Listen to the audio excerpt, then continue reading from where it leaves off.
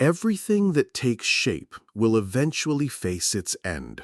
A mighty tree will one day fall, towering buildings will crumble, and even our own bodies will return to the soil.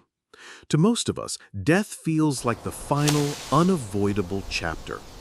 But what if I told you there was something beyond form, something deeper, more fundamental, that cannot die? Something that can disappear into silence, yet awaken again, timeless, eternal, in ways our minds have barely begun to imagine. Prepare yourself, because we are about to journey into an idea that could change how you see life, death, and immortality itself.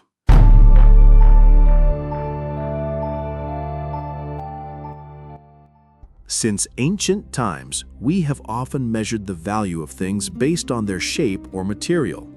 From the past until today, people tend to believe that the worth of an object is tied to what we can see, touch, or feel.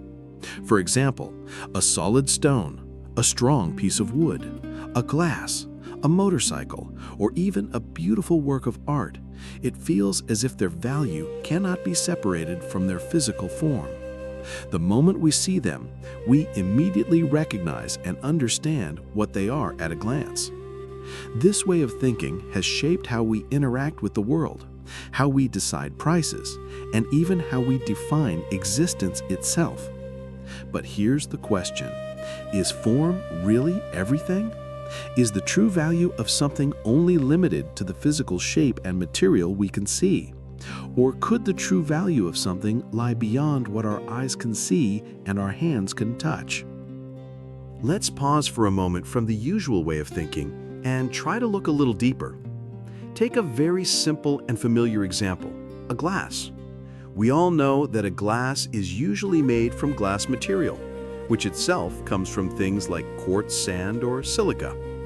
But what makes it a glass is not just the material, it is its function, to hold water for drinking. Now, imagine that glass falls and breaks. The material is still the same, still glass. But because it can no longer serve its purpose, it loses its functional value. It is no longer a glass, but only shards that might even be dangerous. From this simple example, we can learn something important. The value of something does not come only from what it is made of, but from what it can do, from its role and function. Let's look at another example, something close to daily life, a motorcycle. We know a motorcycle is made up of many materials: iron, rubber, plastic, wires, oil, paint, and so on. Yet, what makes it a motorcycle is not just the parts, but its function as a vehicle. It has value because it can carry us quickly and efficiently from one place to another. Now imagine if the engine breaks completely, beyond repair, and it can never start again. The shape may still be intact, the parts may still be there, but without its function, it is no longer a motorcycle. Its value changes. It becomes scrap metal, junk, or even waste. From this, we learned that the true value of something is not defined only by its raw materials, but more importantly, by its function. The greater the role and benefit it provides, the greater its value becomes. From the two examples earlier, the glass and the motorcycle, we can draw an important lesson: that something should not be judged only by its physical form. A glass has meaning not because it is made of glass or plastic, but because of its function, to hold water so we can drink. The same goes for a motorcycle. Its value does not lie only in the metal, rubber, or complex engine parts, but in its ability to carry us from one place to another. Without that function, it becomes nothing more than junk, a pile of useless scrap. This shows that form and function are different, yet both are important and complement each other, like two sides of a coin that cannot be separated. Still, if we must choose which one defines value more, function often comes first, because function gives meaning. Function is the reason why something exists and why it is valued. Without function, physical form loses its purpose. This teaches us a new way of thinking, that what we see with our eyes is only one side of value. The other side, often hidden, is even more important, its role and usefulness. And this truth applies not only to objects, but also to people. Our worth is not defined only by appearance or background, but by what we do, the role we play, and the benefit we bring to others. So let us begin to see everything, including ourselves, not only from the outside, but from the function we fulfill. That is where true value lies. Let us look a little deeper. When we consider simple objects, a glass, a blade, a motorcycle, or a car, there is an important truth we can notice. Form and function are inseparable, woven together as one. When the form is broken or lost, the function fades with it. And when the function can no longer be carried out, the object loses its meaning. It is no longer truly a glass, a motorcycle, or a car. It becomes only fragments of material, glass, metal, or rubber, stripped of the identity it once held. But everything begins to change when we talk about more complex and advanced objects, like a computer. Unlike a glass or a motorcycle whose basic functions are tied directly to their physical form, a computer reveals something surprising, that function and physical form can actually be separated. Data, information, even the programs running inside a computer do not depend entirely on the hardware. When one computer breaks down, its function does not simply vanish. The programs within it can be transferred, copied, or reactivated on another computer, and they will work exactly the same, as if nothing ever happened. Even more fascinating, two computers with the exact same physical form can serve completely different purposes simply by changing the software. One computer can be a tool for graphic design, an entertainment hub, a business calculator, or even a weapon for cybercrime, all depending on the program installed inside. The hardware remains the same, yet the function can change entirely.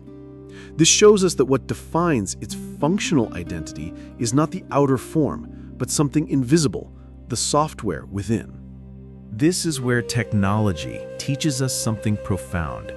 We start to see that the true value of an object is not always in its physical form, but in the living function within it. Meaning, worth, even continuity can exist beyond the material dimension. Take the computer as an example. When its hardware is broken, what is lost is only the outer shell. The software remains whole, untouched, ready to be brought back to life. Its existence does not vanish with the body. It carries on, independent of the physical frame. And then we ask, what about us as human beings? The answer is striking. Our identity and purpose are not chained forever to our bodies. A worker can grow into an entrepreneur. A farmer can become a teacher. And someone who once stumbled can rise again to inspire others, if only they are willing to learn and transform. The body may stay the same, but the function evolves with knowledge, wisdom, and awareness. This reminds us that we too carry a kind of software within us, the mind that seeks, the experience that shapes us, and the will that drives us forward. And perhaps, just like in a computer, what truly defines us is not the shell we see in the mirror, but the unseen dimension within, the part of us that learns, grows, and gives meaning to our existence. Here we find a more rational way to think about immortality. Not the immortality of the body, but of function, the human software that can live on beyond the shell. Many traditions call this the soul, unseen, yet the very source of our identity and purpose. When the body fails, the soul does not simply disappear. Like software stored in a hard drive, it can remain, waiting to be awakened again. Science and technology now help us see this idea more clearly. Immortality is not just mystical, it is logical. Every day in the digital world we see proof that function can outlive form, that the unseen can matter more than the visible, and that it can endure long after the body is gone. This truth is not new. It has been whispered for thousands of years through wisdom and philosophy. Yet today, with the light of science and technology, we can see it more clearly, more rationally. It is as if we are rediscovering an ancient truth, now revealed in the language of knowledge. If you'd like to share your thoughts or ask a question, just leave a comment below. We'd love to hear from you, and who knows, your question might inspire our next video. Thank you so much for being here, and until we meet again in the next one.